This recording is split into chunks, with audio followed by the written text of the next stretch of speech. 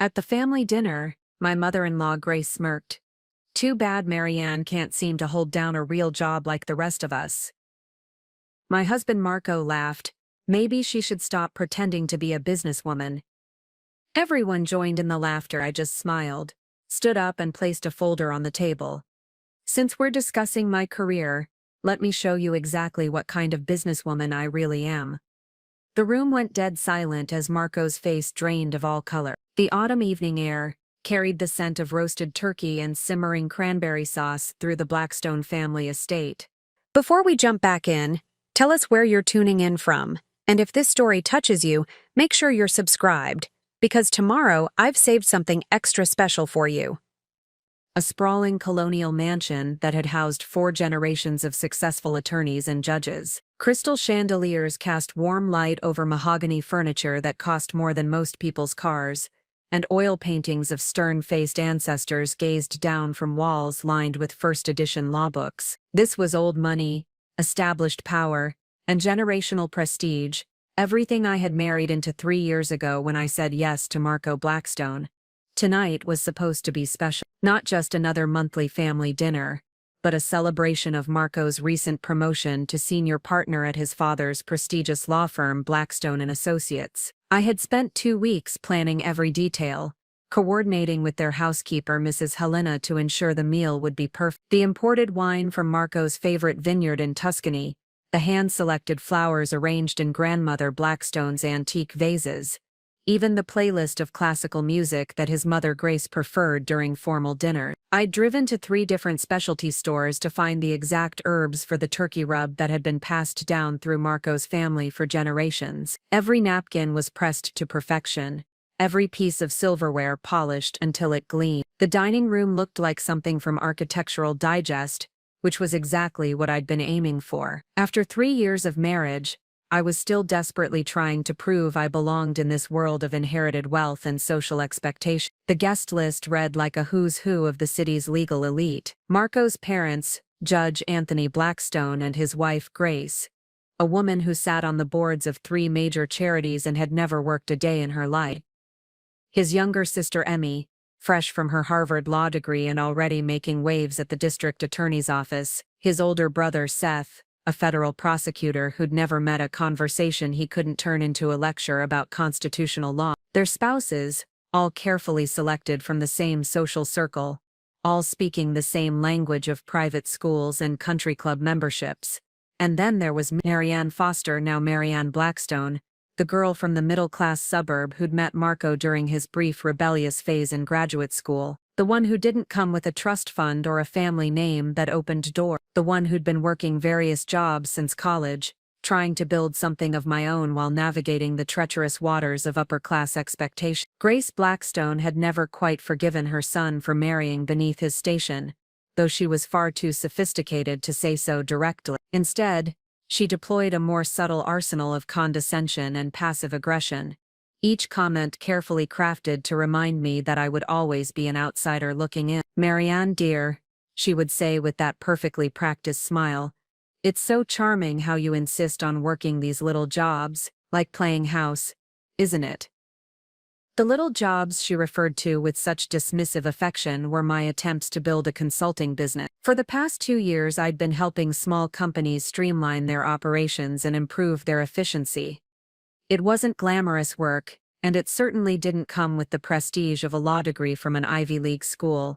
But it was mine. I'd built every client relationship from scratch, learned every aspect of business operations, through trial and error, and slowly begun to see real success. But to the Blackstone family, anything that wasn't law, medicine, or inherited wealth was merely a hobby, a way to pass time until I came to my senses and settled into the role of a proper society wife, hosting charity luncheons and organizing fundraising galas. Marco had been different when we first met. He'd seemed genuinely interested in my ambitions, impressed by my work ethic and determination to create something of my own. During our courtship, he'd often talked about how refreshing it was to be with someone who understood the value of hard work, someone who wasn't just coasting on family connections. But marriage had a way of revealing true priorities, and the pressure from his family had been relentless. Subtle at first comments about how demanding my work schedule was, questions about when I'd have time for children if I kept playing entrepreneur, then more direct suggestions that I join Grace's charity committees instead, hints that Marco's career would benefit from having a wife who could focus full-time on being the perfect corporate spouse. Tonight, as I surveyed the perfect table setting and listened to the sounds of the family gathering in the living room, I felt the familiar knot of anxiety in my stomach. These dinners were always a performance, a careful dance where I tried to prove my worth while they politely but persistently reminded me of my place. I could hear Emmy's voice carrying from the next room, regaling everyone with stories from the DA's office. She was the golden child, brilliant and ambitious, everything a Blackstone daughter should be. Seth was probably pontificating about some recent Supreme Court decision, his voice carrying the authority of someone who'd never been questioned. And Marco would be basking in the attention, celebrating his promotion while gradually distancing himself from the wife who didn't quite fit the image of success he was cultivating. What none of them knew, what I had been carefully keeping to myself for months, was that my little consulting business had grown far beyond their dismissive expectations. The contracts I'd been working on, the late nights they assumed were just me playing businesswoman, had been building towards something significant, something that would change not just my life, but potentially all of theirs. Hidden in my home office, locked in a fireproof safe that Marco didn't even know existed, were documents that told a very different story about Marianne Blackstone than the one his family had constructed. Financial records, client contracts, and legal papers that revealed exactly what kind of businesswoman I really was. But as I smoothed my black dress and checked my reflection one last time before joining them for dinner, I had no idea that tonight would be the night everything came crashing down. I didn't know that Grace's cruelty would reach new heights, that Marco would choose his family's approval over his wife's dignity, or that I would finally be pushed past the point of polite tolerance. I certainly didn't know that by the end of the evening, the carefully constructed hierarchy of the Blackstone family would be turned completely upside down, and that the little wife with her little business would be revealed as something far more powerful than any of them had ever imagined. The dinner service itself was a masterpiece of coordination that would have impressed the staff at the city's finest restaurants.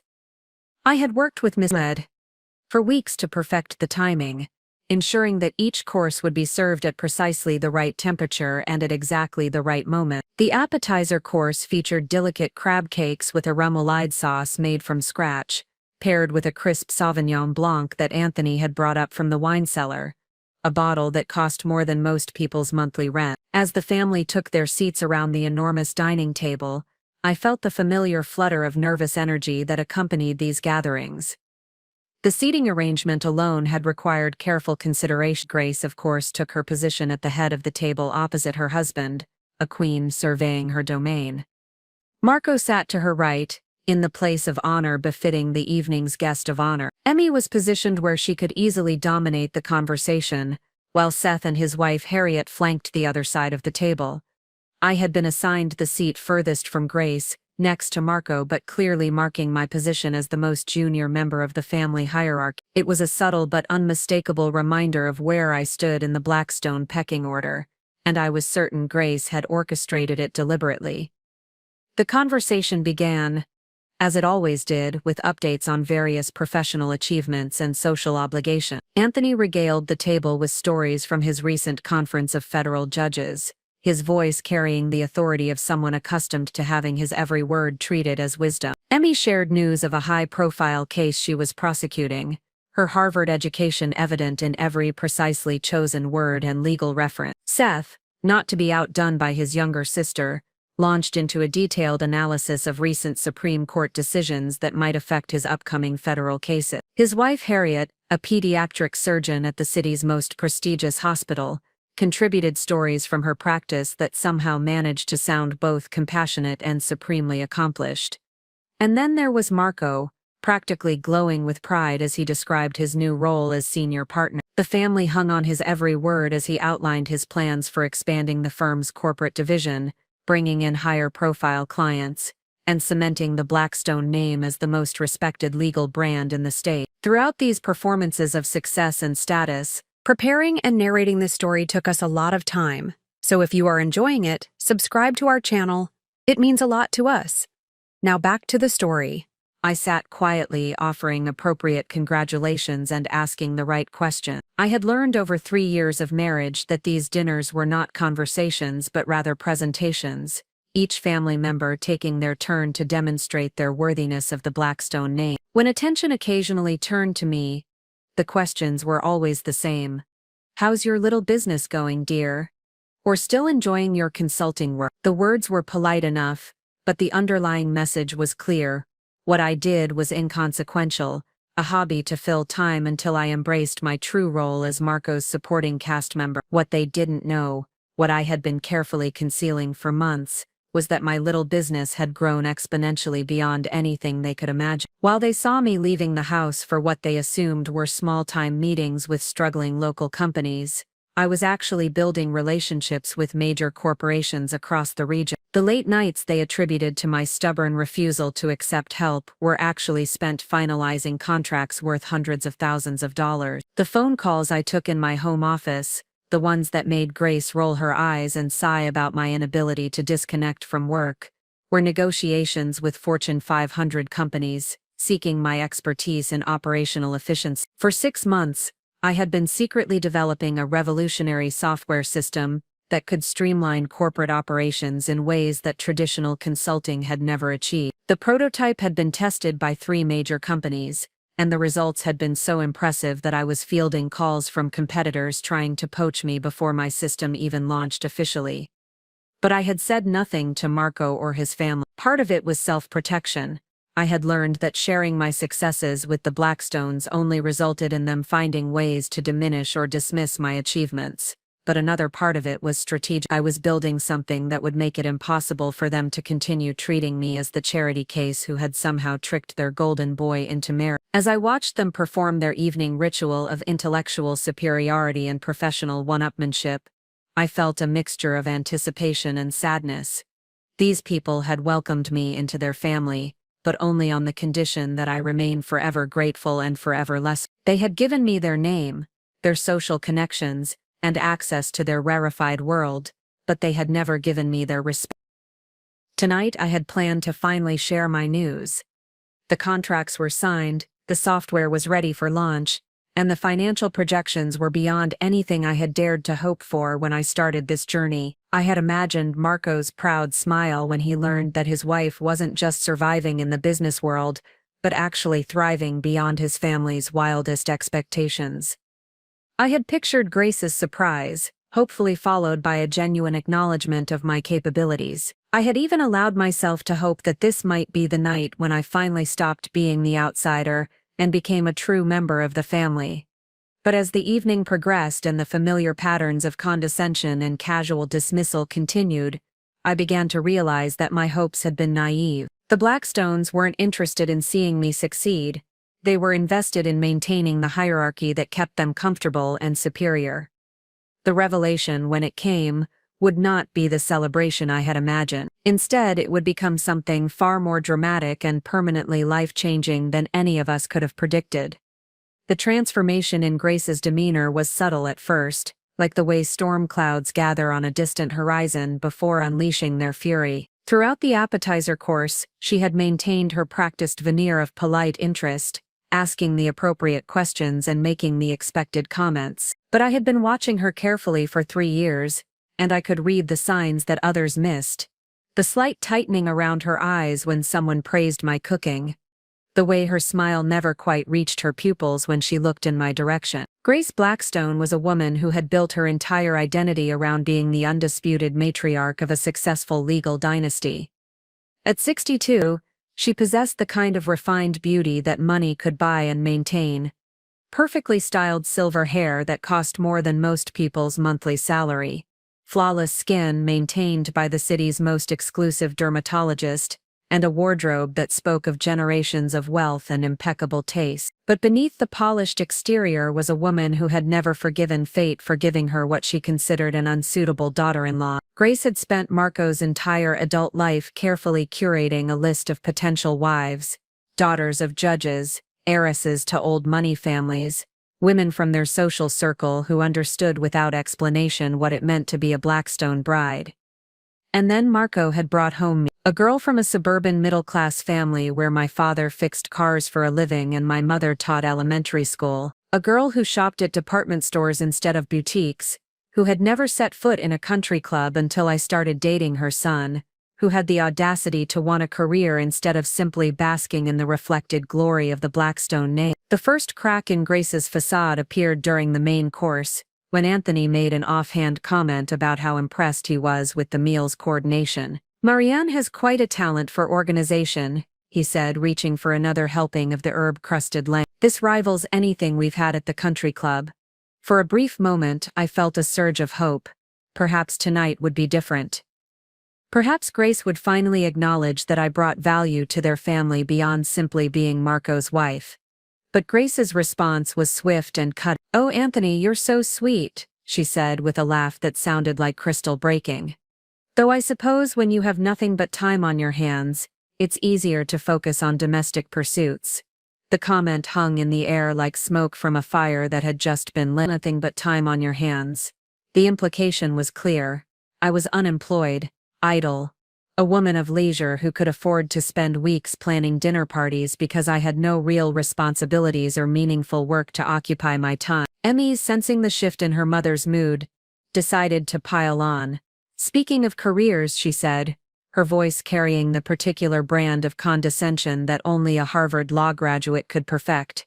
"How's the consulting business going, Mary? Still helping those little companies with their, what do you call it, efficiency problems?" The way she said little companies made it sound like I was running a lemonade stand. The pause before efficiency problems suggested that she couldn't quite understand what such a thing might involve, as if the concept of operational improvement was too abstract for someone of her intellectual caliber to grasp. But it was Grace who delivered the killing blow with surgical precision. She set down her wine glass and fixed me with that smile I had come to dread, the one that preceded her most devastating observation. "You know, Marianne," she began, her voice carrying the tone of someone about to share wisdom with a particularly slow child, "I've been thinking about your situation. Here you are, 3 years into marriage, still clinging to these little hobbies instead of embracing your role as Marco's wife." She paused, allowing her words to settle like poison in the bloodstream. Around the table, conversations gradually died as everyone sensed that Grace was building towards something significant. "I mean, it's admirable in a way," she continued, tilting her head as if considering a mildly interesting specimen in a laboratory. "This determination to play businesswoman instead of accepting that you've already achieved the greatest success any woman could hope for, marrying into one of the city's most respected families." The word play hit like a physical blow. 3 years of late nights, client meetings, contract negotiations, and genuine business growth, reduced to playing pretend.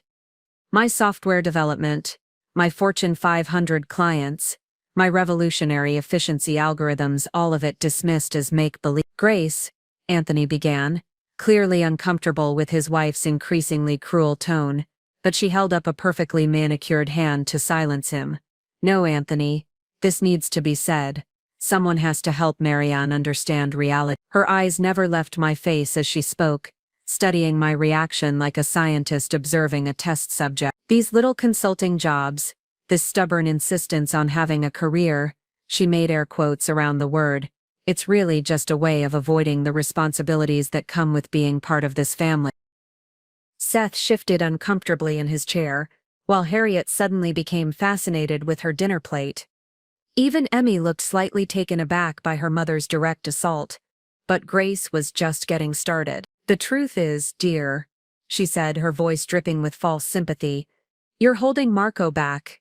Do you know how many partners' wives sit on important charity boards? How many of them host the kind of social events that bring in major clients? While you're off playing with spreadsheets and pretending to run a business, Marco's career is suffering because his wife can't be bothered to fulfill her actual duties." The silence that followed was deafening. Even Mrs. Helena, who had been quietly clearing dishes in the background, froze in place as if afraid to make any sound that might draw Grace's attention. Marco sat beside me, and I could feel the weight of his silence like a stone in my chest.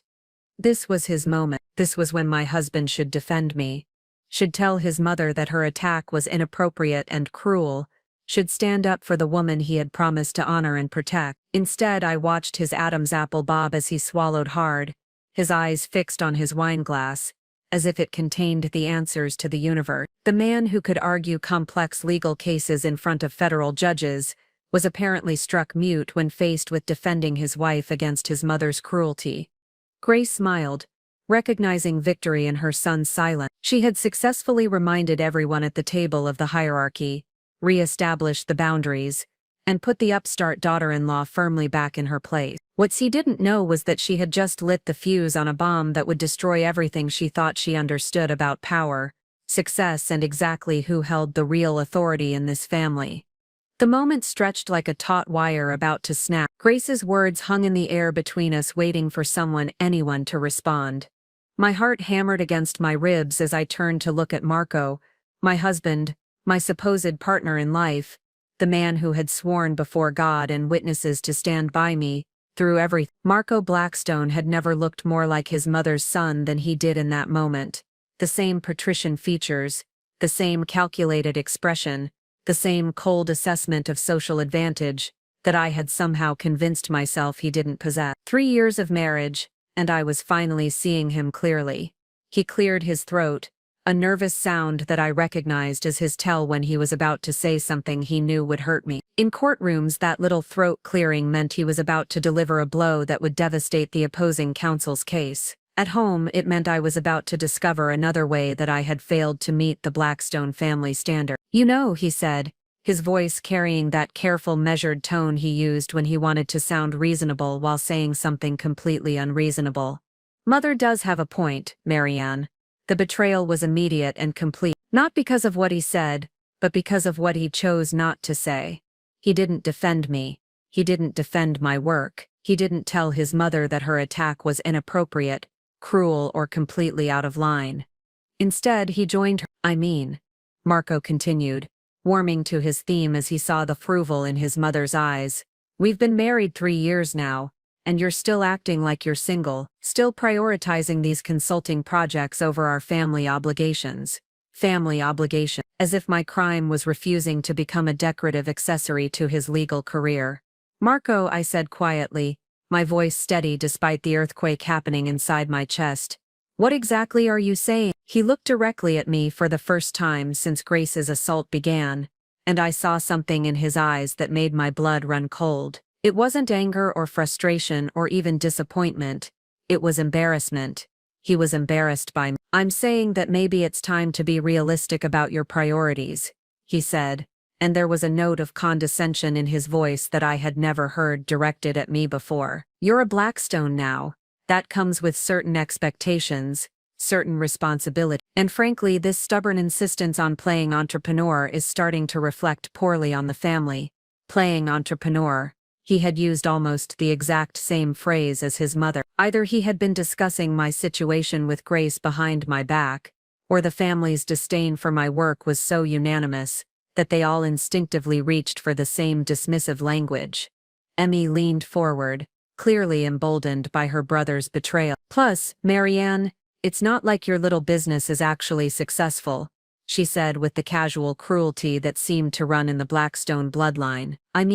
If it were really taking off, you'd be able to afford to hire help instead of spending all your time on these tiny projects." Seth nodded sagely, apparently deciding that this was an appropriate moment for one of his lectures. "There's a difference between having a hobby and having a career," he said, his federal prosecutor voice in full effect. "And from what we can see, your consulting work falls pretty definitively into the hobby category." I looked around the table, taking in each face, cataloging every expression of smug superiority and casual dismissal. These people who had welcomed me into their family with such careful politeness, who had smiled at our wedding and toasted our happiness, who had spent 3 years slowly and systematically undermining my confidence and my sense of self-worth. But it was Marco's betrayal that cut deepest. Marco, who had seen me work until midnight preparing client presentations. Marco, who had listened to me talk excitedly about breakthrough solutions and successful implementations. Marco, who knew exactly how hard I worked and how much my business meant to me. Marco, who was now looking at me with the same expression of patient disappointment that a parent might use with a child who refused to put away their toys. "Look, sweetheart, he said, and the endearment sounded like an insult in this context. Nobody's saying you can't have interest, but there's a difference between having interests and neglecting your real responsibility. Real responsibilities. As if everything I had built, every client relationship I had nurtured, every innovation I had developed was just a distraction from my true purpose as Mrs. Marco Blackstone. What real responsibilities? I asked, my voice dangerously quiet. Grace smiled triumphantly, sensing that we were finally getting to the heart of the matter. Well, for starters, you could join the hospital auxiliary board. Margaret Worthington has been asking about you for months, and there's the Children's Literacy Foundation. They're always looking for dedicated volunteers. Volunteer work, Marco added, as if this was the most reasonable suggestion in the world. Something that would actually benefit the community, instead of just feeding your ego. Feeding my ego. 3 years of building a business that was revolutionizing corporate efficiency, reduced to ego gratification. And of course, Grace continued, her voice taking on a dreamy quality. There's the matter of children. You've been married 3 years now. Marianne, don't you think it's time to start thinking about giving Marco the family he deserves? The family he deserves, as if I were somehow withholding children out of spite, rather than building a career that could support a family better than any trust fund. Anthony, who had been increasingly uncomfortable throughout this entire exchange, finally spoke up. Perhaps we should change the subject, he suggested weakly. But Grace wasn't finished. No, Anthony, this is important. Someone needs to help Marianne understand what it means to be part of this family. We've been patient, we've been supportive, but this selfishness has gone on long enough. Selfishness. Building a business was selfish, creating jobs was selfish, developing technology that helped companies operate more efficiently was selfish. But sitting on charity boards and hosting cocktail parties, that was virtuous. Marco reached over and placed his hand on mine, a gesture that might have looked supportive to an outside observer, but felt like a shackle. We just want you to be happy, Marianne, he said, and we can see that all this stress from trying to run a business is wearing you down. Wouldn't it be easier to just let it go? Let it go. 3 years of work, innovation, and success, just let it go. I looked at my husband's face, searching for any sign of the man I had fallen in love with, the man who had once said he admired my ambition and determination. But all I saw was a Blackstone, born and bred, someone who had never questioned the idea that success for women meant marrying well and supporting their husbands' careers. The silence stretched between us as I realized that this wasn't just about tonight's dinner conversation. This was about the fundamental incompatibility between who I was and who they needed me to be. They didn't want me to succeed. They wanted me to disappear into the role of dutiful wife and eventually dutiful mother, a supporting character in Marco's story rather than the protagonist of my own. What none of them knew was that in about 10 minutes, I was going to show them exactly what kind of protagonist I really was. What happened next was like watching a feeding frenzy. Once Marco had given his family permission to attack me by joining in himself, the floodgates opened. The careful veneer of polite society that the Blackstones prided themselves on maintaining crumbled away, revealing the ugly truth beneath their refined exteriors. Harriet, who had been silent throughout most of the evening, suddenly found her voice. As a pediatric surgeon, she was used to being the voice of authority in a room full of people, and she wielded that authority now like a scalpel. You know, Marianne, she said, her tone carrying the condescending patience she probably used with the parents of her young patients. From a medical perspective, this obsession with career achievement at the expense of family planning is actually quite concerning. She paused to take a sip of wine, letting her words sink in before continuing her diagnosis.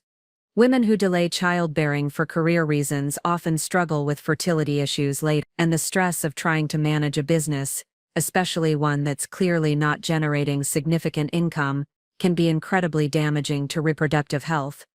The clinical detachment in her voice made it even more insulting. She was discussing my life choices, as if I were a case study rather than a person sitting right across from her. Plus, she added, warming to her medical lecture, there's the psychological impact to consider. This desperate need to prove yourself professionally suggests some underlying insecurity issues that really should be addressed before you bring children into the world. Seth nodded approvingly at his wife's assessment, then decided to add his own legal perspective to the psychological evaluation they were conducting without my consent. From what I've observed, he said, using the same authoritative tone he employed when addressing juries, Marianne's behavior shows all the classic signs of someone who refuses to accept reality. She's clinging to this fantasy of business success because she can't face the truth about her actual capabilities. He gestured with his wine glass as if presenting evidence to a court. Look at the facts. 3 years of this so-called consulting business. And what does she have to show for it? She's still working out of a home office, still taking meetings at coffee shops, still scrambling for clients. If this were a real business with real potential, there would be actual evidence of success. Emmy leaned forward eagerly, ready to pile on with her own analysis. Exactly. I mean, I've been practicing law for less than 2 years and I already have my own office, a support staff, major cases. That's what real professional success looks like. She looked at me with the pitying expression of someone explaining basic concepts to a child. Maybe the problem is that you're trying to compete in a world you don't really understand. Business is complicated, Marianne. It requires education, connections, and frankly a level of sophistication that not everyone possesses. The implication was crystal clear. I was too stupid, too poorly educated, and too low class to succeed in the business world. I should accept my limitations and be grateful for what I have. Anthony shifted uncomfortably in his chair, but his discomfort seemed to stem more from the crudeness of the attack than from any desire to defend me. When he finally spoke, it was in the tone of a judge delivering a reluctant but necessary verdict. Perhaps, he said carefully, we should consider that different people have different strengths. Marianne, your talents might be better suited to other pursuits. He couldn't even bring himself to say what those pursuits might be, but we all knew he meant the traditional female roles that Grace had been promoting all evening. But it was Mrs. Helena's reaction that stung almost as much as the family's attacks. Our housekeeper had been moving quietly around the dining room, clearing dishes and pretending not to listen to the conversation. But I caught her expression when she thought no one was looking. A mixture of pity and secondhand embarrassment that made my cheeks burn with shame. Even the hired help felt sorry for me. Grace, sensing that the moment was ripe for delivering the final blow, stood up slowly and walked around the table until she was standing directly behind my chair. She placed her hands on my shoulders in what might have looked like a maternal gesture to an outside observer, but felt like the grip of a predator about to strike. Darling, she said, her voice dripping with false sweetness, we're only having this conversation because we care about you. We can see how this stubborn insistence on playing businesswoman is destroying you from the inside. Her fingers tightened slightly on my shoulders, just enough to remind me who held the power in this room. Look at yourself, she continued, 31 years old, married to a successful attorney from one of the city's most respected families, and instead of embracing the wonderful life you've been given, you're running around pretending to be something you're not. She leaned down until her mouth was close to my ear, her voice dropping to a whisper that somehow felt more menacing than if she had been shouting. It's embarrassing, Marianne. For you, for Marco, for all of us.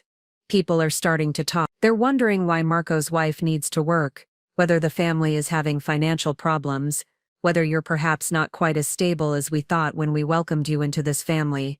The threat was subtle but unmistakable. Continue down this path, and they would make me a social pariah. They would use their connections, their influence, and their reputation to destroy mine. So here's what's going to happen.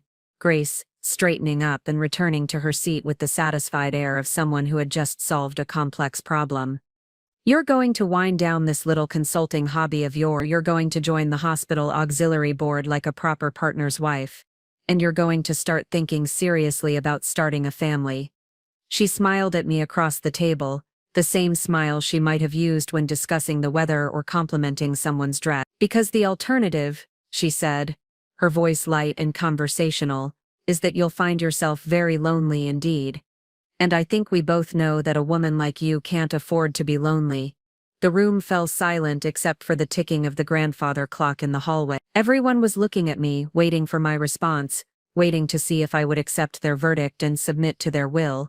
They expected tears, they expected protest, they expected me to beg for their approval, and promise to be a better daughter-in-law, a more compliant wife, a more grateful recipient of their family's generosity. What they didn't expect was the smile that slowly spread across my face as I stood up from the table. "Excuse me for just a moment," I said politely. "I need to get something from my office." As I walked toward my home office, leaving behind the dining room full of people who thought they had just delivered my professional death sentence, my mind wasn't on contracts or financial statements, or even the devastating revelation I was about to unleash. Instead, I found myself thinking about my younger sister Rachel. Rachel was 26, fresh out of graduate school, and currently working as a marketing coordinator for a small nonprofit organization. She made barely enough to cover her rent in a studio apartment across town, but she had something that the Blackstones, with all their wealth and influence, couldn't buy: the unwavering belief that I was capable of anything I set my mind to. Every Sunday morning, Rachel would call me with updates about her week, her dating life, her career aspirations. But invariably the conversation would turn to my business. "How's the consulting empire coming along?" she would ask, and there was never a trace of irony in her voice. To Rachel, it wasn't a question of whether I would succeed, it was simply a matter of when. She had been the one to drive me to my first major client presentation 2 years ago, sitting in the parking lot for 3 hours while I met with the executives of Morrison Industries. When I emerged with a signed contract worth $50,000, she had screamed so loudly that security came over to check if everything was okay. "That's my sister," she had announced to anyone within earshot.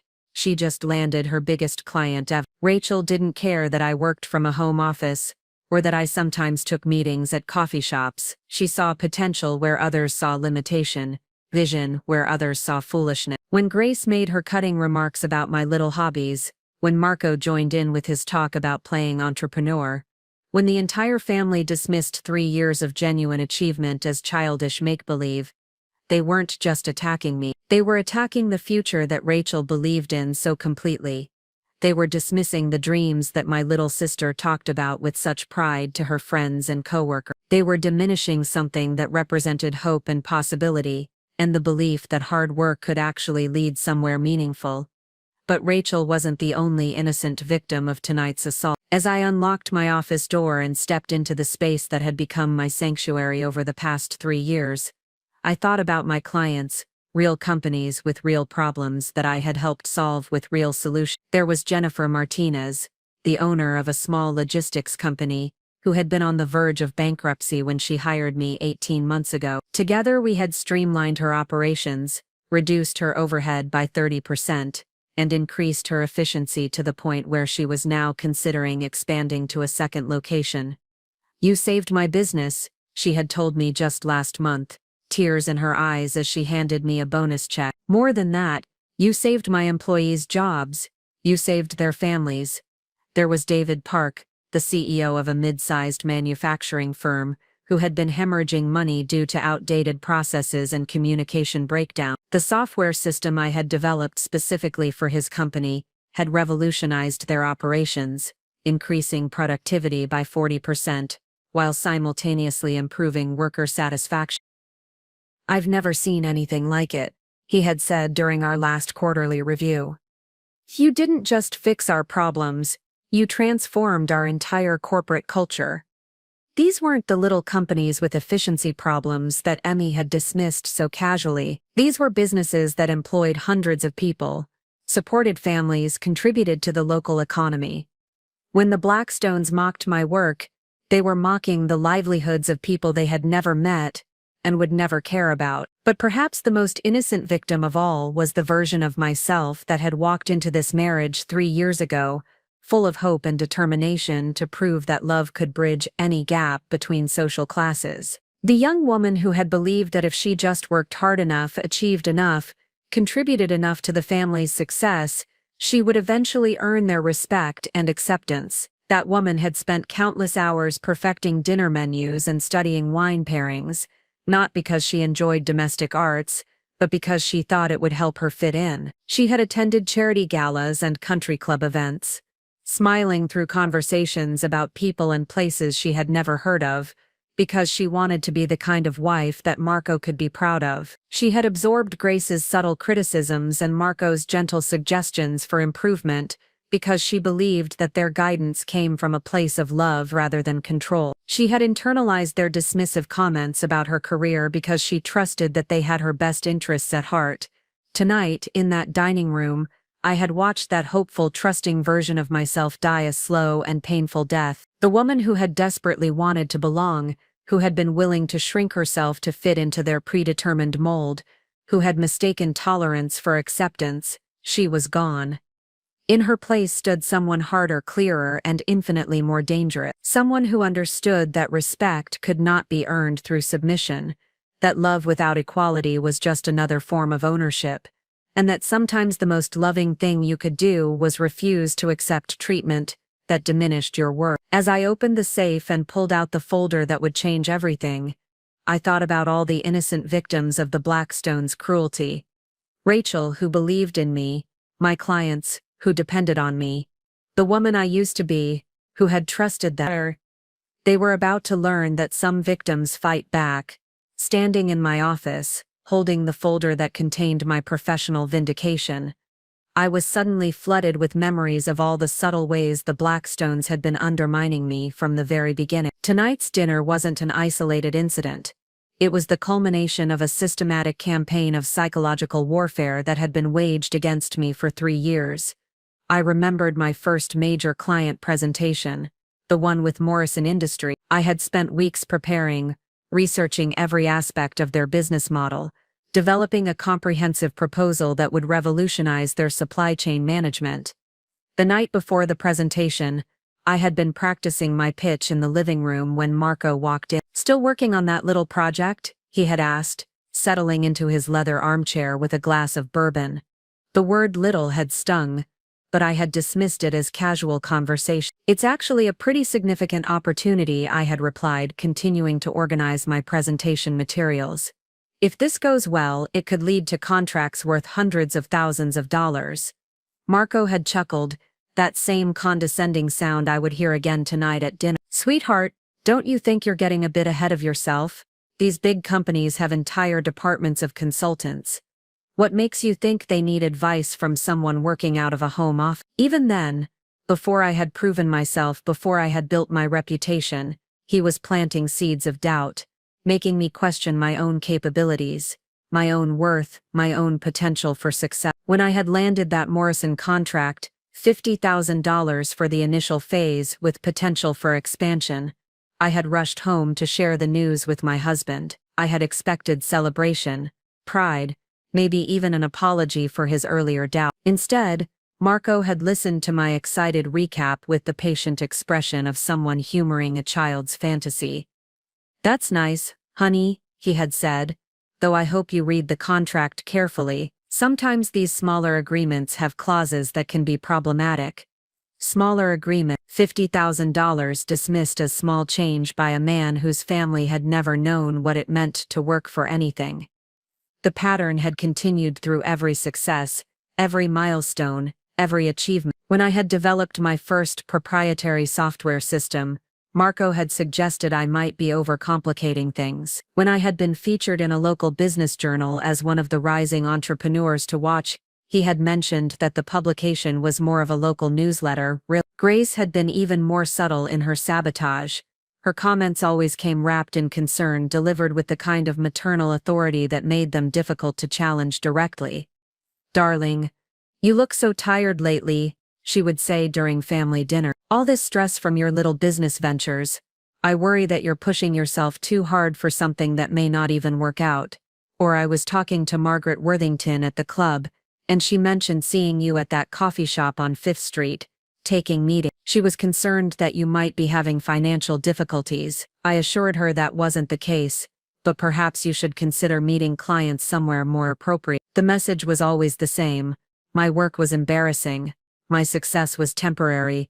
My ambitions were unseemly for a woman of my social position. They had spent 3 years systematically eroding my confidence, making me question whether my achievements were real or just lucky breaks that wouldn't last. I remembered the night I had received my biggest contract yet, a multi-year deal with Hartwell Corporation worth over $300,000. I had been so excited that I had called Marco at his office, something I rarely did during business hours. "Marco, you're not going to believe this," I had said, my voice barely containing my excitement. "Hartwell just signed a 3-year contract. It's huge, bigger than anything I've ever done." There had been a pause, and I could hear voices in the background of his office. When he spoke again, his voice was carefully modulated, professional. "That's interesting, Marianne. Look, I'm in the middle of something here. Can we discuss this at home?" Later that evening, when I had tried to share the details of the contract, Marco had seemed distracted, uninterested. 300,000 over 3 years, he had mused. "So, about 100,000 per year, minus your expenses, taxes. It's a decent side income, I suppose." Side income, the largest contract of my career, reduced to supplemental household money. But it wasn't just the financial dismissal that hurt. It was the way they had trained me to diminish my own accomplishments. I had started using their language, calling my business a little consulting practice, referring to major corporations as small companies, apologizing for the time my work required as if I were pursuing a selfish hobby rather than building a legitimate enterprise. They had convinced me that success was something that happened to other people, people from the right families with the right connections and the right educational pedigree, people like them. They had made me grateful for their tolerance of my ambitions, rather than proud of my achievements. Tonight, listening to Grace's Ultimatum and Marco's Betrayal, I had finally understood what they had been doing. This wasn't about my career interfering with family obligations, or my work being somehow insufficient. This was about control. This was about keeping me in a position where I needed them more than they needed me. They had miscalculated badly, because while they had been busy undermining my confidence, I had been busy building an empire. The transformation didn't happen gradually, it struck like lightning, illuminating everything in a single brilliant flash of understanding. Standing in my office, surrounded by the evidence of everything I had built while they systematically tried to tear me down, I felt something fundamental shift inside my chest. The desperate, pleading woman who had been sitting at that dinner table just minutes ago was gone, replaced by someone I barely recognized but instinctively trusted. For 3 years I had been playing their game by their rules. I had accepted their definitions of success, their measurements of worth, their judgments about what constituted appropriate behavior for a woman in my position. I had allowed them to make me small, to convince me that my achievements were somehow less meaningful because they didn't come with the right pedigree or the right connections. But tonight, something had crystallized with perfect, devastating clarity. I didn't need their approval. I thought about the conversation that had just transpired in the dining room, and instead of feeling humiliated, I felt a strange sense of liberation. Grace's threats about social isolation, Marco's embarrassment about my career, Emmy's condescending lectures about real success, all of it suddenly seemed like noise from a world I no longer wanted to be part of.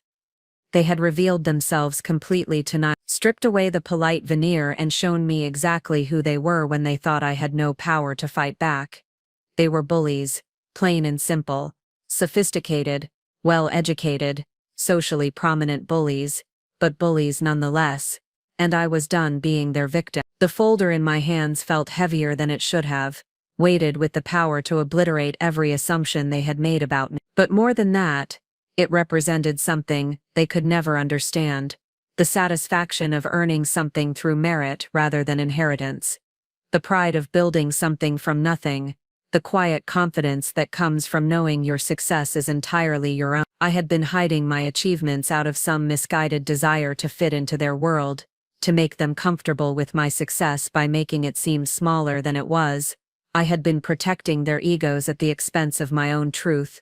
No more. I walked to my desk and opened the folder, spreading the contents across the mahogany surface that Marco had bought for me 2 years ago. Every successful businesswoman needs a proper workspace, he had said, and I had been grateful for the gesture. Now I realized it had been another subtle form of control, defining the parameters of my ambition by giving me a proper place to contain it. The documents told a story that would shatter every narrative the Blackstones had constructed about me. Financial statements showing revenue that dwarfed Marco's annual salary, client testimonials from Fortune 500 CEOs praising my innovative solutions, patents for 3 separate software systems that were revolutionizing operational efficiency across multiple industries, and the crown jewel, a letter of intent from Meridian Global Corporation, one of the largest consulting firms in the world, offering to acquire my company for $12 million. $12 million for the little hobby that Grace thought I should abandon to focus on charity work and childbearing.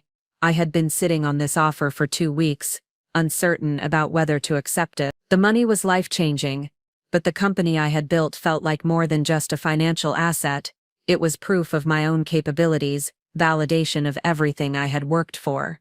Tonight had clarified that decision with perfect precision. I wasn't going to sell my company and disappear into the traditional role they had carved out for me.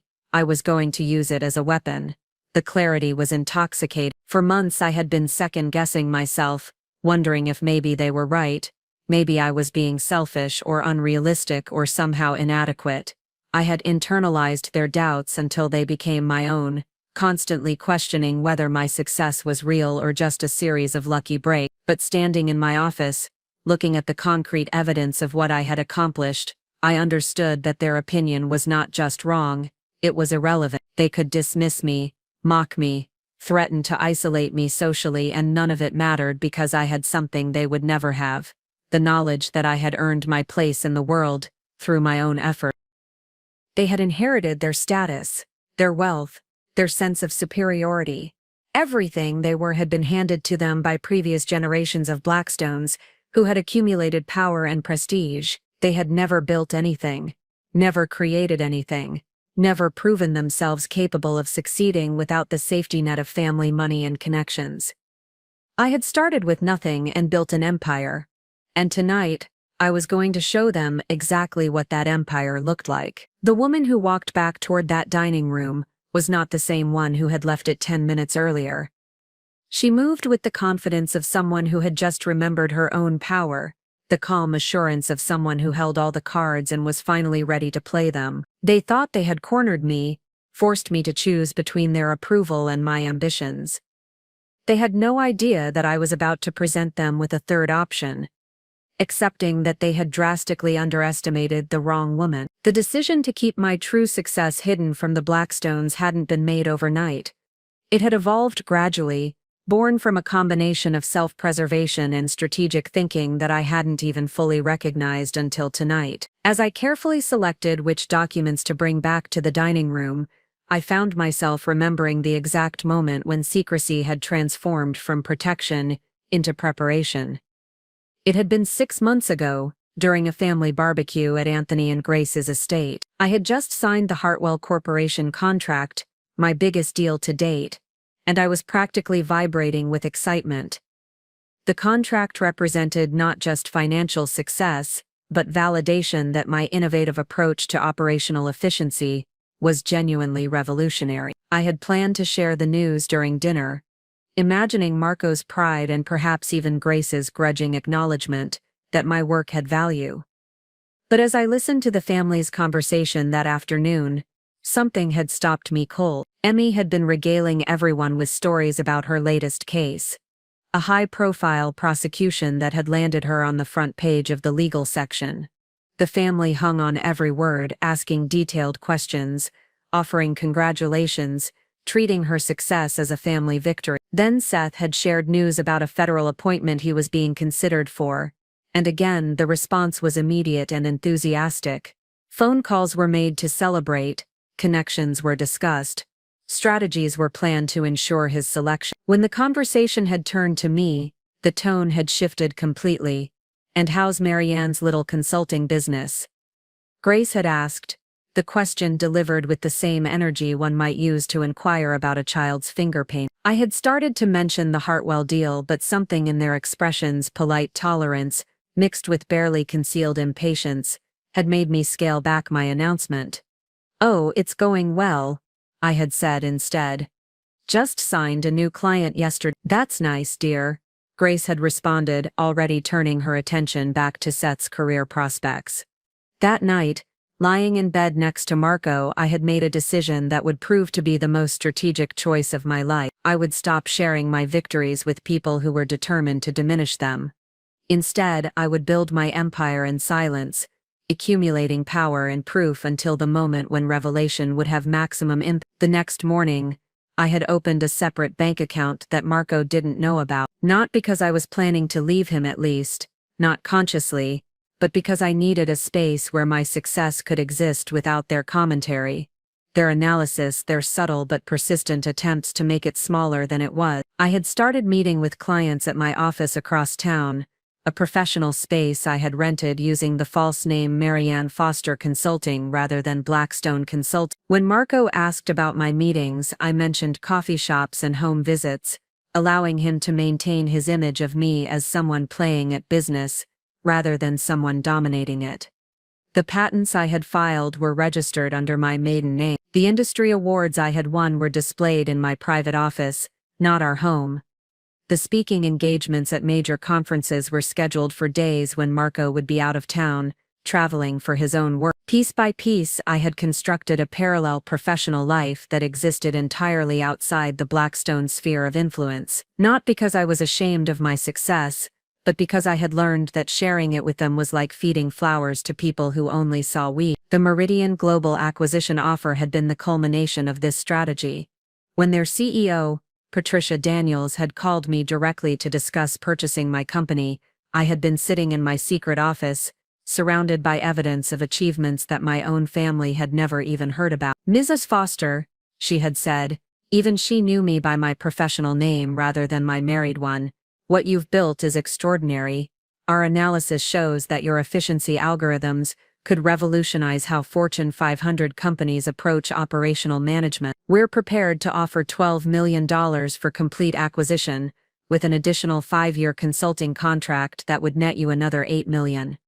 $20 million total, for the hobby that Grace wanted me to abandon. I had asked for 2 weeks to consider the offer, not because I needed time to think about the money, but because I needed time to decide how to use this information. The offer itself was validation beyond anything I had dared to imagine, but it was also ammunition. Now standing in my office with Patricia Daniels' letter in my hands, I understood exactly why I had been building this secret arsenal.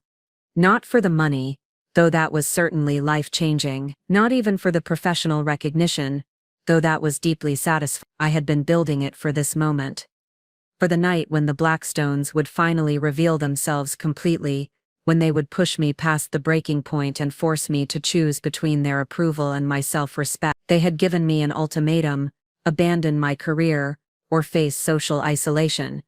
What they didn't know was that I was about to give them one of my own: accept me as an equal, or watch me walk away from their world entirely, taking my $12 million empire with me. The folder in my hands wasn't just documentation, it was revolution. Building my secret empire had required the same methodical precision that I brought to every client project, but with an additional layer of complexity. It had to be accomplished while living under the constant scrutiny of a family that believed they owned the right to know everything about my life. The first challenge had been establishing financial independence without triggering Marco's suspicion. As a lawyer, he was naturally detail-oriented about paperwork and documentation. Our joint checking account was something he monitored regularly, not out of distrust, but out of the kind of financial vigilance that came with being raised in a family where money was both power and responsibility. I had solved this problem by creating what I called financial layers. The first layer was completely transparent: small consulting fees that went into our joint account, amounts that seemed reasonable for someone playing at business. These payments came from legitimate clients, but they represented only a fraction of what those clients actually paid me. The larger payments were funneled through a business account I had established using my maiden name, at a bank across town where the Blackstones did their personal banking. When Marco occasionally asked about client payments, I could truthfully show him deposits without revealing their actual scope. The second challenge had been more complex: how to meet with major corporate clients without the Blackstones knowing about it. Marco's social circle was vast and interconnected. The city's business community was surprisingly small when you reached the executive level, and there was always a risk that someone would mention seeing me in the wrong place with the wrong people. I had addressed this by developing what I privately called the coffee shop strategy. For every major client meeting I had at a corporate headquarters, I would schedule a smaller, visible meeting at a different client, usually someone from a smaller company who fit the Blackstone's assumptions about my business level. These coffee shop meetings served multiple purposes. If Marco asked about my day, I could truthfully tell him about meeting with a client at the downtown cafe. If anyone from his social circle happened to see me, they would observe exactly what they expected. Marco's wife having an appropriate business meeting in an appropriately modest venue. Meanwhile, my real meetings were happening in executive boardrooms 40 floors above the coffee shops, where I was negotiating contracts worth more than most people made in a decade. The third challenge had been the most delicate: how to develop revolutionary technology without anyone noticing the massive amount of research and development work required. Software development isn't something you can do casually in your spare time. It requires sustained focus, substantial computing resources, and often round-the-clock testing periods. I had solved this by establishing what appeared to be a home-based consulting practice, while actually operating a sophisticated technology development operation. My home office became the visible front for the business, equipped with the kind of basic setup that would satisfy casual observation. But my real work was happening at the professional office space I had rented under my maiden name. This facility was equipped with enterprise-level servers, multiple development workstations, and direct connections to client test environment. When I told Marco I was working late on a project, he assumed I was in my home office struggling with spreadsheets. In reality, I was often across town, managing complex software implementations for Fortune 500 companies. The patent applications had required particular care. Filing patents under my married name would have created public records that Marco or his family might eventually discover, but filing them under my maiden name created a paper trail that existed entirely outside their awareness. I had worked with a patent attorney who specialized in technology consulting, paying his fees from my secret business account. The 3 patents I had successfully filed, covering revolutionary approaches to supply chain optimization, workforce management algorithms, and predictive maintenance systems, represented intellectual property worth millions of dollars in licensing potential alone. Each patent application had required months of detailed documentation, prior art research, and technical specifications. The work had been exhausting, but it was also exhilarating. I was creating something genuinely innovative, something that would change how major corporations approached operational efficiency. The most challenging aspect of maintaining my double life had been the emotional cost. Living with such a massive secret had required constant vigilance. Every conversation with Marco was carefully monitored for potential contradictions. Every family gathering required performance art, playing the role of someone whose ambitions were smaller than they actually were. But perhaps the most difficult part had been the isolation. My greatest professional achievements, landing the Morrison contract, developing my first breakthrough algorithm, being approached by Meridian Global, had to be celebrated alone. There was no one, in my daily life, who understood the magnitude of what I was building. I had compensated for this isolation by developing relationships within the business community that the Blackstones knew nothing about. Industry conferences had become my sanctuary, places where I could be known and respected for my actual accomplishments, rather than diminished for my social position. It was at one of these conferences that I had met Patricia Daniels, the CEO of Meridian Global. She had attended my presentation on revolutionary approaches to corporate efficiency, and had been so impressed that she had approached me immediately afterward. "Miss Foster," she had said, "what you've presented here could transform how we think about operational consulting. I'd like to discuss acquisition possibilities." $12 million was her opening offer. Tonight, as I prepared to reveal this offer to my husband's family, I realized it was also my declaration of independence. The psychological toll of maintaining such an elaborate deception had been far greater than I had anticipated when I first decided to compartmentalize my success. What had started as a defensive mechanism, protecting my achievements from the Blackstone's diminishing commentary, had evolved into something much more complex and emotionally costly.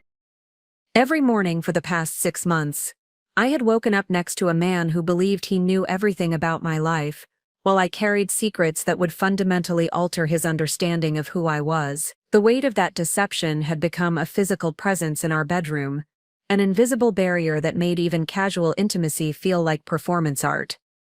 Marco would ask about my day over dinner, and I would craft responses that were technically truthful but completely misleading. I had a great meeting with a client downtown. I would say, omitting the fact that the client was the CEO of a Fortune 500 company, and the meeting had taken place in a 42nd floor executive boardroom, where we had discussed a 7-figure contract expansion. The most challenging moments had been when Marco would try to be supportive of what he perceived as my small-scale business struggles. He would offer advice about growing my client base, or suggest that I consider raising my rates for my consulting services. His well-intentioned guidance felt like unwitting condescension from someone who had no idea that my rates were already higher than his hourly billing as a senior partner. Even worse were the moments when he would try to comfort me during what he assumed were professional disappointment. When I had been unusually quiet one evening, he had reached over and squeezed my hand sympathetically. "Don't get discouraged about the consulting business, sweetheart," he had said. "These things take time to build. Maybe we should think about setting up some networking opportunities through the firm's client connections." I had smiled and thanked him for his support, while internally screaming at the irony. That very day, I had received confirmation that my efficiency software had exceeded performance projections at 3 major corporations, generating bonus payments that would net me more in a single quarter than his law firm partnership earned in a year. The isolation had been crushing. Success is meant to be shared, celebrated, acknowledged by the people who matter most in your life. Instead, my greatest professional triumphs had been experienced in solitude. When Meridian Global had first approached me about acquisition, I had sat in my secret office for 20 minutes after hanging up the phone, overwhelmed by the magnitude of what had just happened, and having no one to call who would understand its significance. I had started keeping a private journal, not for sentimental reasons, but as a way to document my achievements for myself. The entries read like dispatches from a parallel universe. March 15th. Hartwell Corporation expanded their contract by $200,000 after seeing the efficiency improvements from my software implementation. Their productivity increased by 34% in the first quarter alone. April 22nd. Patent approval came through for the predictive maintenance algorithm. The attorney says it could be worth millions in licensing deals. May 8th. Spoke at the International Conference on Operational Excellence. 3 CEOs approached me afterward about potential partnership. These moments of triumph, which should have been shared with champagne toasts and proud phone calls to family, had instead been recorded in a leather-bound notebook that I kept locked in my office safe, like classified documents from a life that officially didn't exist. The secrecy had also created an unexpected side effect. It had made me acutely aware of how differently the Blackstones treated information about success depending on who achieved it. When Emmy had won a significant case, the family had thrown an impromptu celebration dinner. When Seth had been mentioned in a legal journal, Grace had called everyone she knew to share the news. But when I had been featured as a rising entrepreneur in the business section of the city's newspaper, a small mention that mentioned only my most modest achievements, the article had been met with polite acknowledgement and quickly forgot. Grace had even commented that it was sweet that the local papers were supporting small businesses by featuring stories like mine.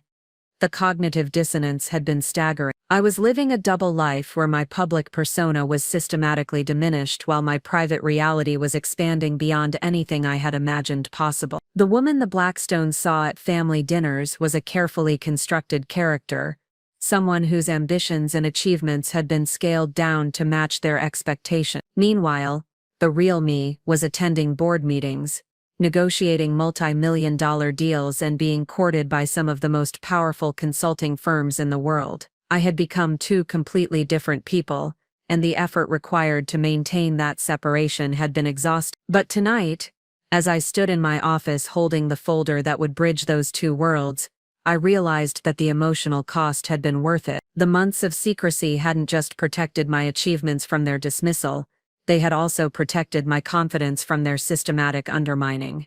I had built my empire in silence, and now I was ready to let it speak. The walk back to the dining room felt like a procession toward destiny. Each step was measured, deliberate, weighted with the knowledge that I was about to detonate a bomb that would reshape every relationship in that room. The folder in my hands felt heavier than it should have, not because of the paper it contained, but because of the power it represented. As I approached the dining room doorway, I could hear the murmur of conversation that had resumed in my absence. They were probably discussing me, analyzing my reaction to their ultimatum, perhaps even taking bets on whether I would return in tears or with a resignation to their demands. The idea that I might return with a weapon capable of destroying their entire worldview had clearly never occurred to them. I paused just outside the doorway, invisible to the people inside but able to observe them in their natural state. Grace was gesticulating with her wine glass, no doubt holding court about the proper way to handle difficult daughters-in-law. Marco was nodding along with whatever wisdom she was dispensing, his earlier betrayal apparently sitting comfortably with his conscience. Emmy was checking her phone, probably already mentally composing the story she would tell her law school friends about her brother's wife's inevitable capitulation. Seth and Harriet were engaged in quiet conversation, their body language suggesting they were discussing the evening's drama with the detached interest of spectators at a particularly entertaining sporting event. Even Mrs. Helena seemed to have relaxed, moving about the room with the efficient calm of someone who had witnessed the natural order being restored. The strange disruption caused by the middle-class interloper had been addressed, and normal family hierarchy could resume. Anthony was the only one who looked genuinely uncomfortable, shifting in his chair and avoiding eye contact with the others.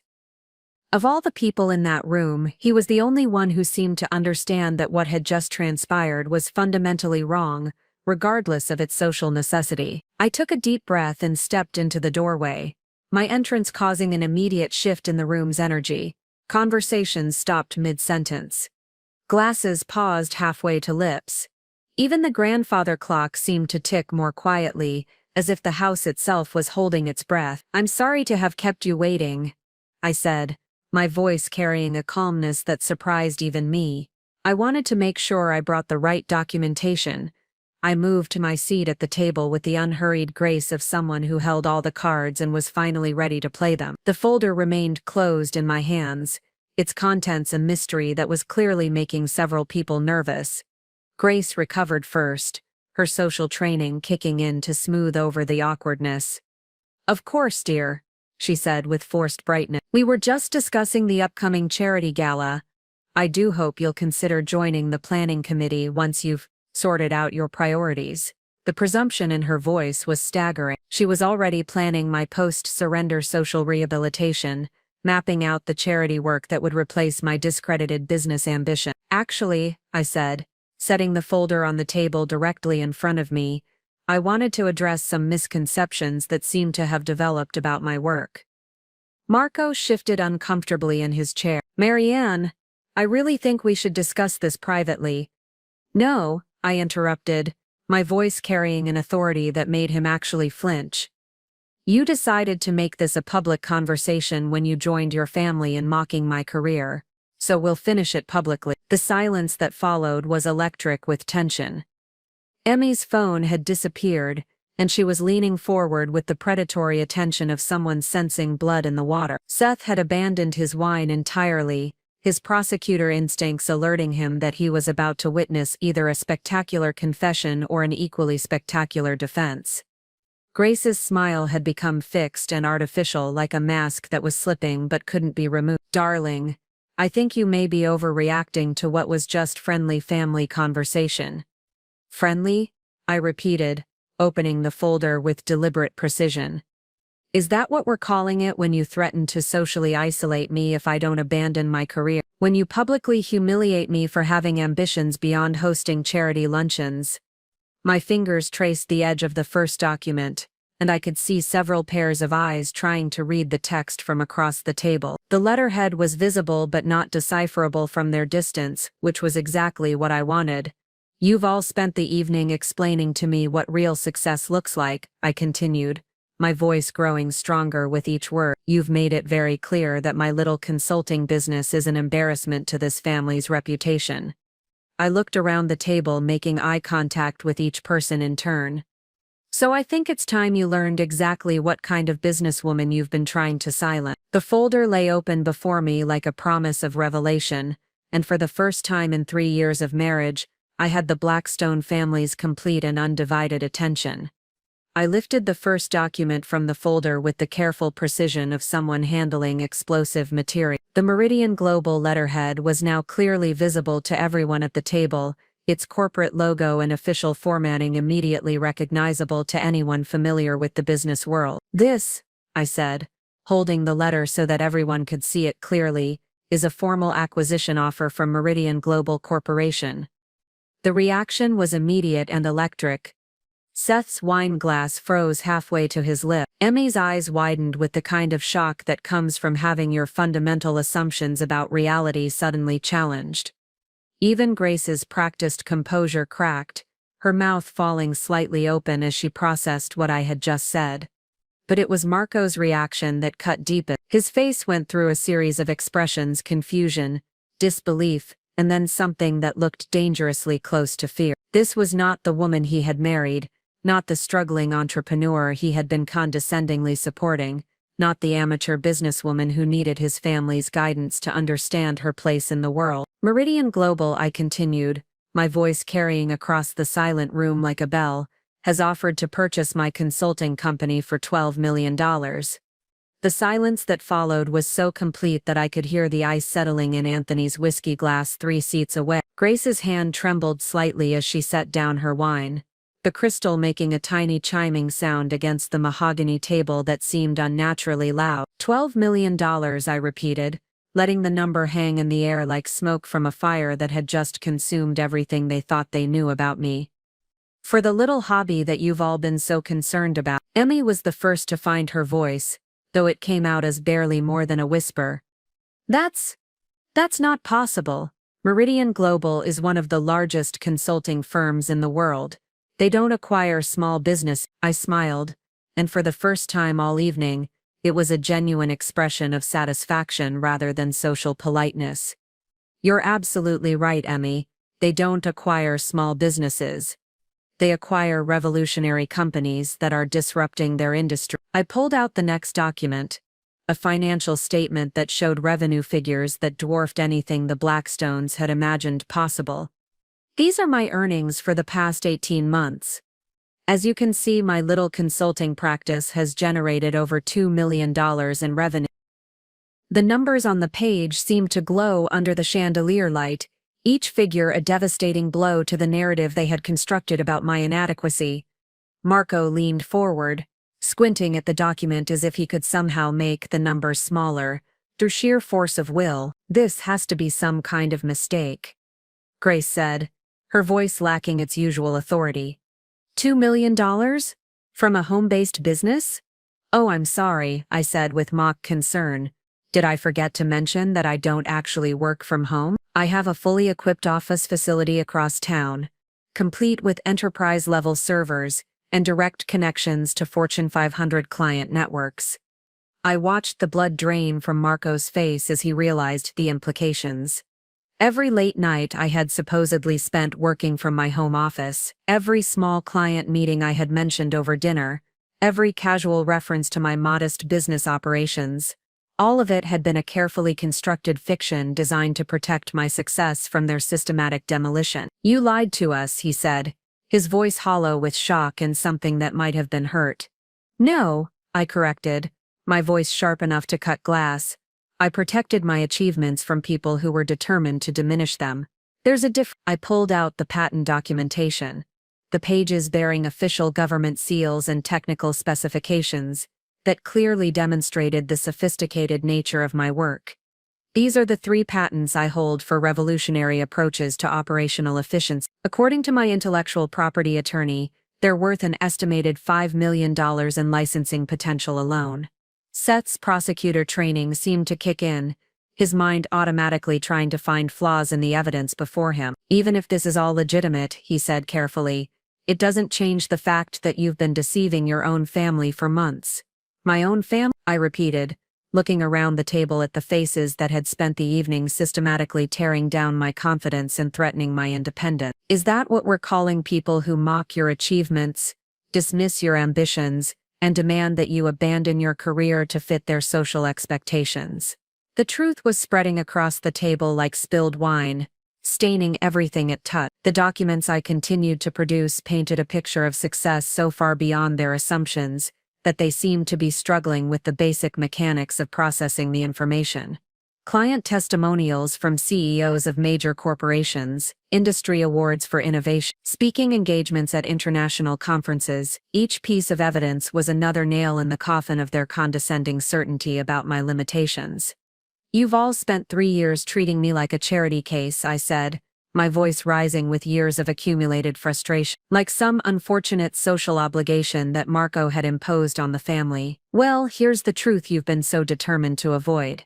I don't need your money, I don't need your connections, and I certainly don't need your approval." The aftermath of my revelation was like watching a controlled demolition in slow motion. The carefully constructed hierarchy of the Blackstone family was crumbling before my eyes, and each member was scrambling to find stable ground in a world where their assumptions had just been proven catastrophically wrong. Anthony was the first to attempt damage control, his judicial training kicking in with the kind of measured response that had served him well on the bench for decades. He cleared his throat with the authority of someone accustomed to restoring order to chaotic courtroom. "Marianne," he said, his voice carrying the careful neutrality of a judge addressing both parties in a complex case, "this is quite remarkable. Clearly, we've all significantly underestimated the scope of your achievement." His words were diplomatic, but I could see the calculation behind his eyes. He was already mentally recalibrating the family dynamics, adjusting his treatment of me to match this new information about my actual status and power. Grace, however, was not ready to surrender her position as family matriarch without a fight. Her recovery was swift and strategic, employing the kind of social maneuvering that had made her a formidable force in the city's charity circuit for decades. "Well, this is certainly a surprise," she said, her voice regaining some of its earlier authority. "Though I have to say, darling, it's rather unfortunate that you felt the need to be so secretive about your success. We could have been so much more supportive if we had understood the true nature of your work." The audacity was breathtaking. Within minutes of learning that she had been systematically undermining a multi-millionaire, Grace was already rewriting history to position herself as a supportive mother-in-law who had simply been misled by incomplete information. "Supportive," I repeated, my voice carrying a dangerous edge. "Is that what you call threatening to socially isolate me if I didn't abandon my career? Is that your definition of support?"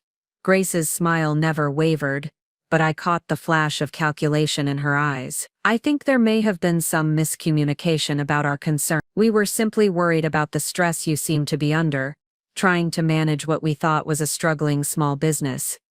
Emmy, meanwhile, was approaching the situation with the aggressive intellectual curiosity that had made her successful as a prosecutor. She leaned forward, her Harvard law training evident in the way she began dissecting the evidence I had presented. "I'd like to understand the timeline here," she said, her voice carrying the crisp authority of someone cross-examining a witness. "When exactly did you start hiding the true scope of your business from the family? And more importantly, what was your motivation for maintaining such an elaborate deception?" The question was designed to put me on the defensive, to shift the focus from their behavior to mine. But I had been expecting this tactic.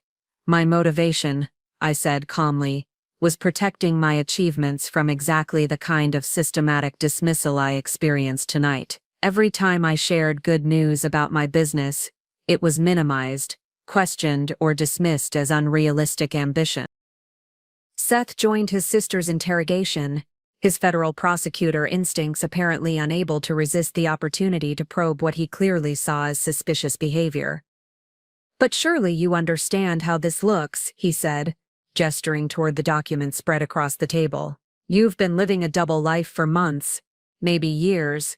How are we supposed to trust someone who's capable of such sustained deception?"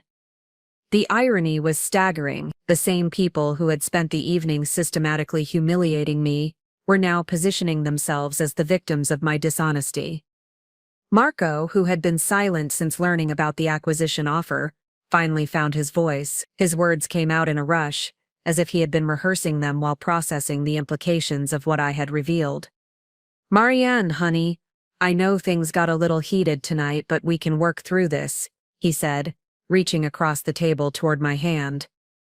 "Maybe we should have been more encouraging about your business, but that doesn't mean we can't start fresh, now that we understand what you've really accomplished." His tone was conciliatory, almost pleading, and I realized that he was already calculating the social and financial implications of being married to someone worth significantly more than his family's law firm.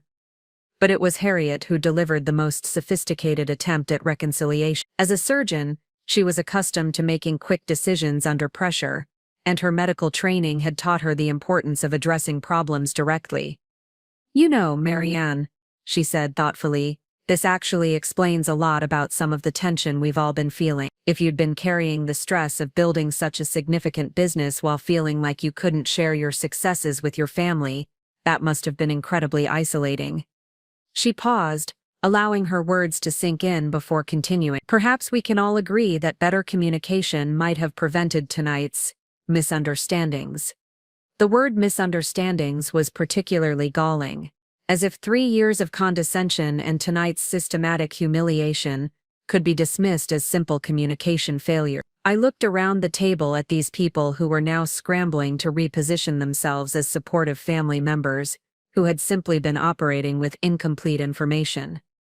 Their desperation was almost palpable, and for the first time since I had entered this family, I held all the power. But power without purpose is meaningless, and I knew exactly what I intended to do with mine. I let their desperate attempts at reconciliation hang in the air for a long moment, savoring the complete reversal of power dynamics that had taken place in the span of 20 minutes. These people who had spent the evening systematically dismantling my confidence were now scrambling to rebuild bridges they had burned with such casual cruelty. But I was no longer the woman who would accept their conditional acceptance or their revisionist history about tonight's event. "You want to talk about communication?" I said, my voice cutting through their anxious chatter like a blade through silk. "Let me communicate something very clearly to all of you." I stood up slowly, the movement commanding immediate attention from everyone at the table. The documents remained spread before me like evidence in a trial, each piece of paper a testament to the empire I had built while they tried to convince me I was failing. "For 3 years I have bent over backward to earn your respect and accept. I have absorbed your criticism, internalized your doubts, and allowed you to make me question my own worth and capabilities." Grace opened her mouth to interrupt, but I held up a hand that stopped her cold. "I'm not finished," I said, and something in my tone made it clear that the old rules of family hierarchy no longer applied. "Tonight, you all revealed exactly who you are when you think someone has no power to fight back. You're sophisticated, well-educated bullies, but bullies nonetheless." Marco reached toward me again, his face a mask of panic and calculation. "Marianne, please, let's discuss this rationally." "Rationally?" I laughed, and the sound was completely devoid of humor. "Was it rational when you joined your mother in mocking my career instead of defending your wife? Was it rational when you all spent the evening threatening to socially isolate me if I didn't abandon my ambitions?" I began gathering the documents, each movement deliberate and fine. "Here's what's going to happen. I'm accepting Meridian Global's acquisition offer. $12 million, plus a 5-year consulting contract worth an additional $8 million, $20 million total."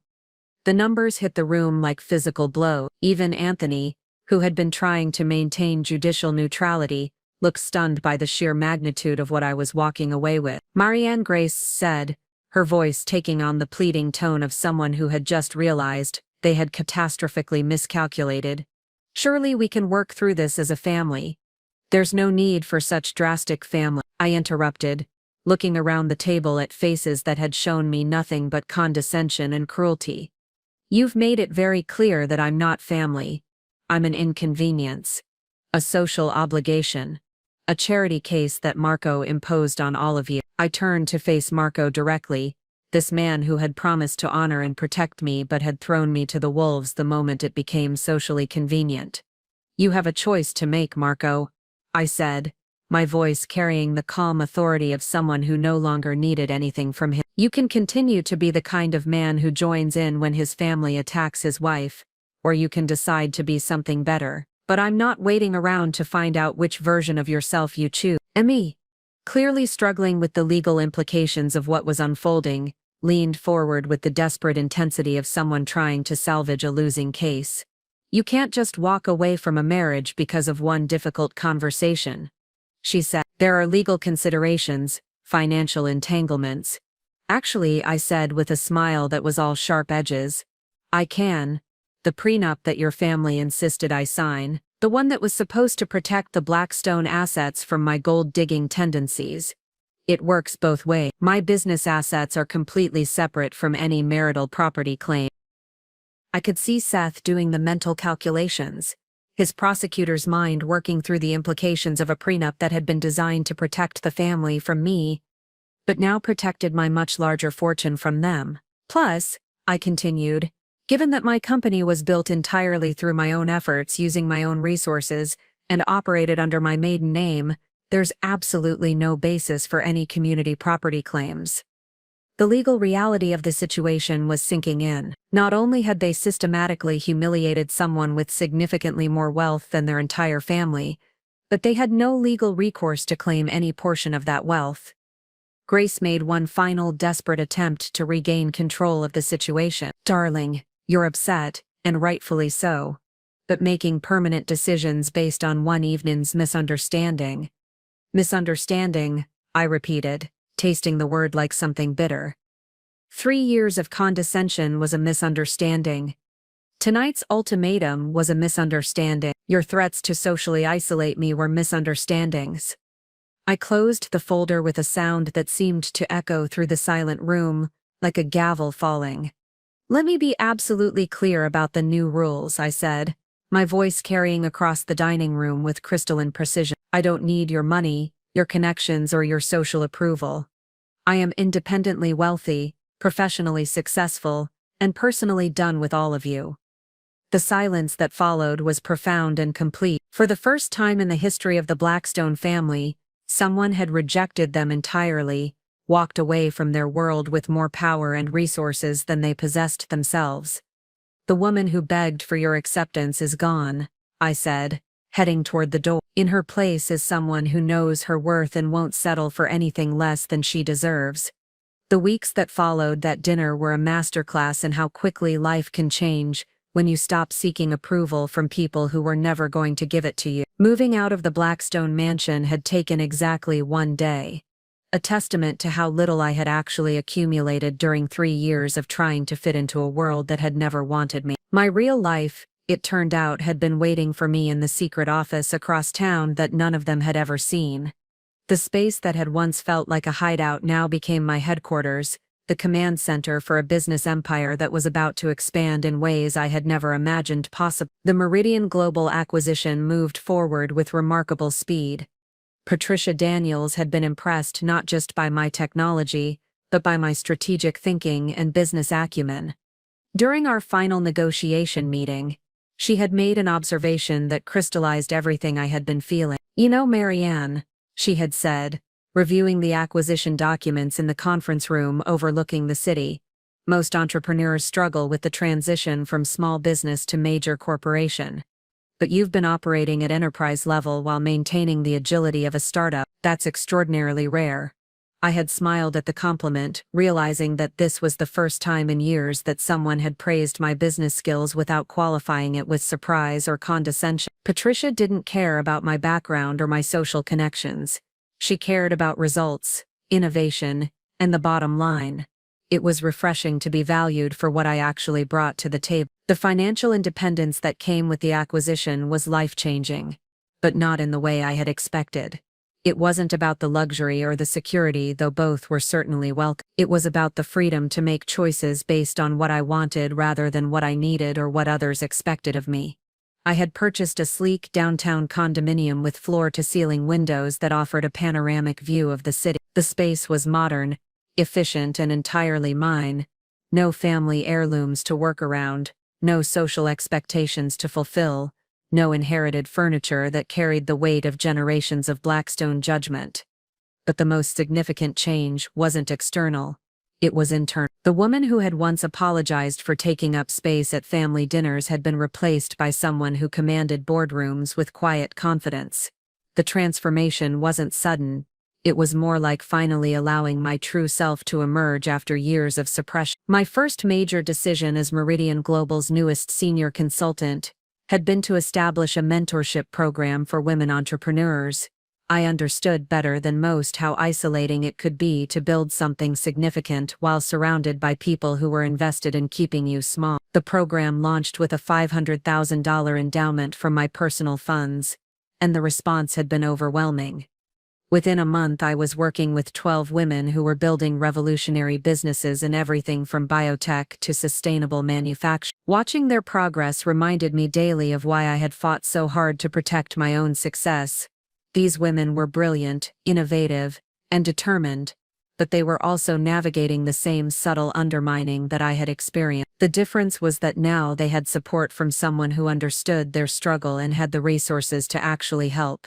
My relationship status had been the subject of considerable speculation in the city's social circle. Marco had made several attempts to reach out, his messages oscillating between apologies and attempts to negotiate some kind of reconciliation. I had read each one carefully, looking for any sign that he understood the fundamental nature of what had gone wrong between us. The messages revealed a man who was genuinely regretful but still fundamentally unable to comprehend why I had found their behavior unacceptable. He apologized for the dinner being uncomfortable and suggested that we could work through our communication issues with counseling. He had even mentioned that his family was willing to be more supportive of my business now that they understood its scope.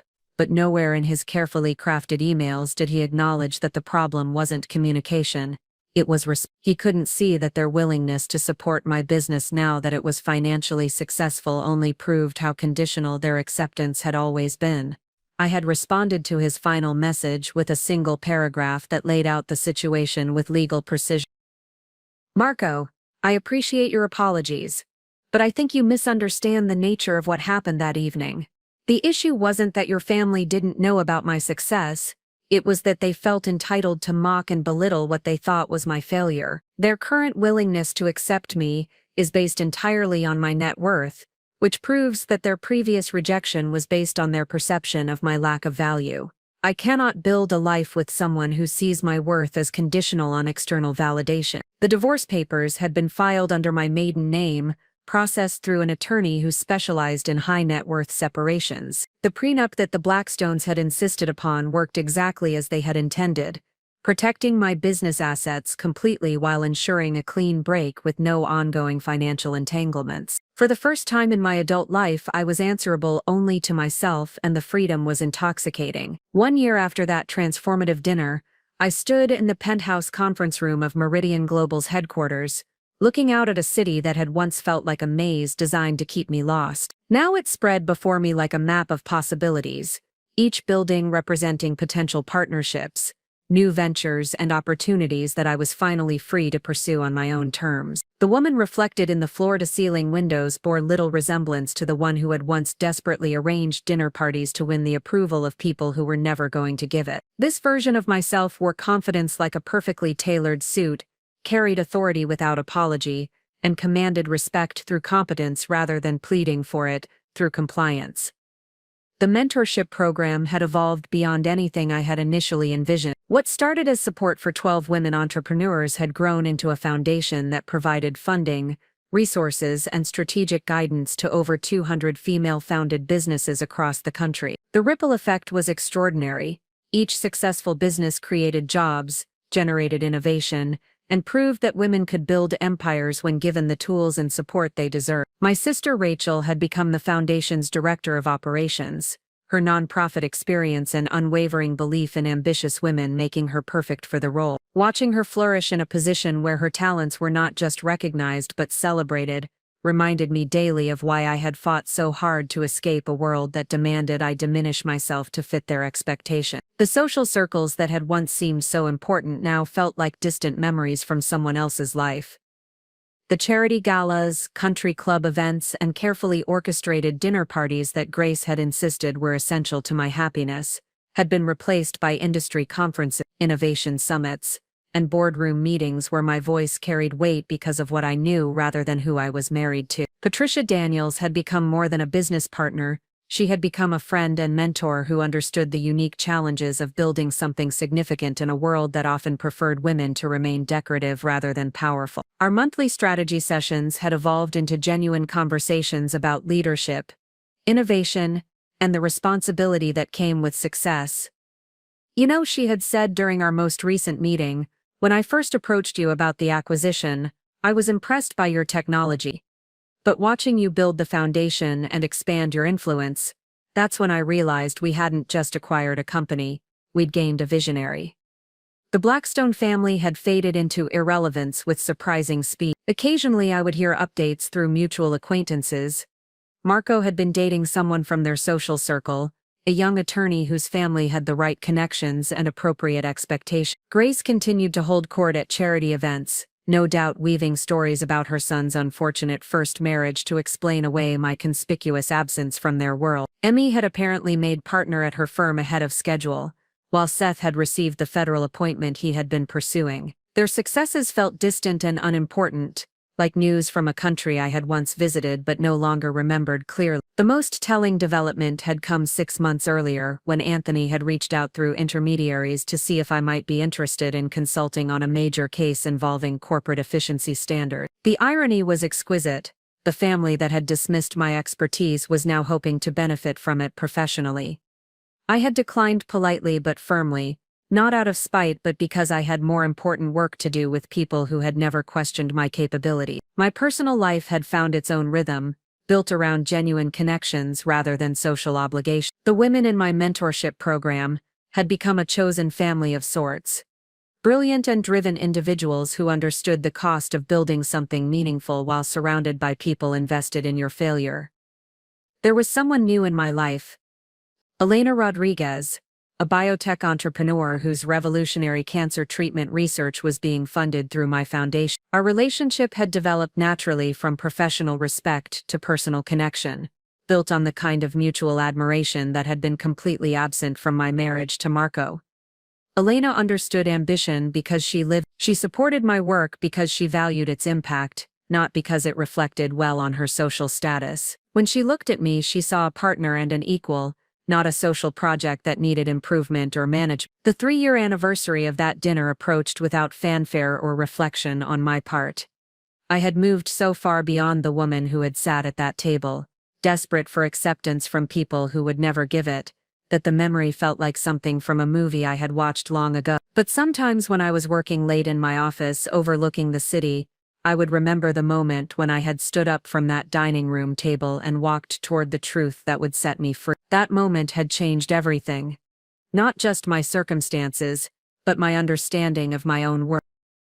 The woman who had begged for scraps of respect was gone, replaced by someone who knew that respect, like love, could never be earned through submission. It had to be demanded, defended, and sometimes fought for with everything you had. And I had won. Up next, you've got 2 more standout stories right on your screen. If this one hit the mark, you won't want to pass these up. Just click and check them out. And don't forget to subscribe and turn on the notification bell so you don't miss any upload from us.